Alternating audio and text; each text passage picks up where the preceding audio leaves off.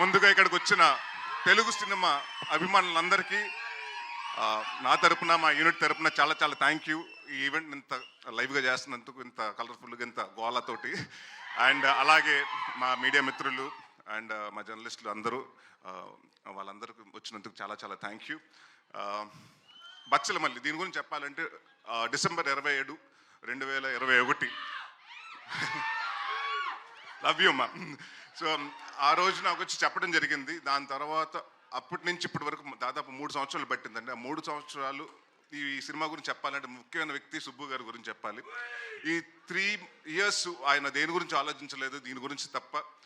So అది నాకు బాగా నచ్చిందండి. చాలా మంది చెప్తారు సినిమా కథ చెప్పినప్పుడు చాలా బాగా చెప్తారు, బట్ తీసినప్పుడు కూడా అలాగే తీయాలి. ఆయన ఎంత బాగా చెప్పారు, అంతకు మించి బాగా తీశారు. అండ్ అది నేను చాలా కాన్ఫిడెంట్గా ఎందుకు సినిమా చూశాను కాబట్టి నేను చెప్పగలుగుతున్నాను.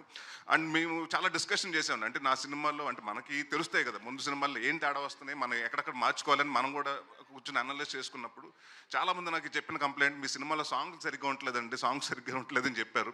సో మీ ఇద్దరు ఫస్ట్ కూర్చుని అదే ఏమంటే చాలా రోజుల తర్వాత మనం వస్తున్నాం, ఒక సాంగ్స్ బాగుండాలండి, ముందు సాంగ్స్ ఇంపాక్ట్ చేయాలి. This is been the complaint I been hearing. అంటే ఆయన విశాల్ గారు దాదాపు 6 నెలల ముందు నుంచే, సినిమా స్టార్ట్ అవ్వకుండా 6 నెలల ముందు నుంచే కూర్చుని అన్ని సాంగ్స్ కంప్లీట్ చేశారు. సో ఆయనకి అలాగే విశాల్ చంద్రశేఖర్ గారికి చాలా చాలా థ్యాంక్ యూ.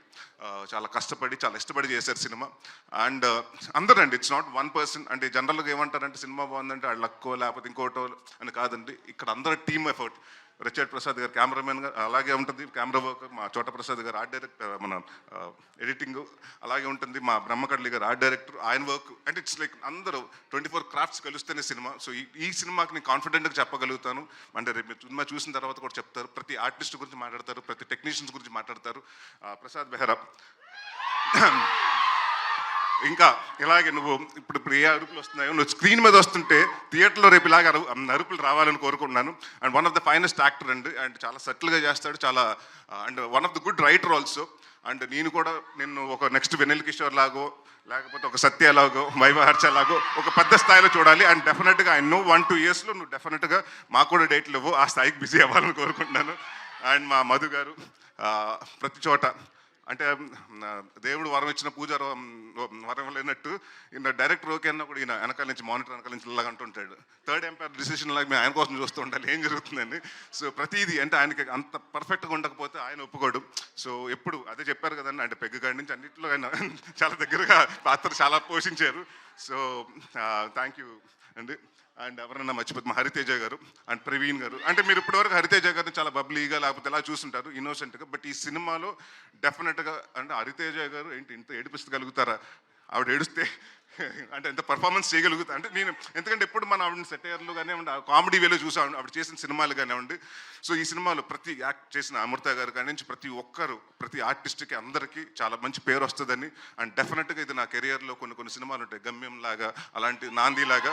సో నేను నాంది చేసినప్పుడు ఎంత హ్యాపీగా ఉన్నానో ఈ సినిమాకి అవుట్పుట్ చేసినప్పుడు అంతే హ్యాపీగా ఉన్నాను. అండ్ ఇంకొక విషయం చాలామంది క్లారిఫికేషన్ చెప్పాలండి. చాలామంది ఏంటంటే నేను ఓన్లీ సినిమా నరేష్ అన్నవాడు సీరియస్ సినిమాలే చేస్తున్నాడు, కామెడీ సినిమాలు చేయట్లేదని అనుకుంటున్నారు.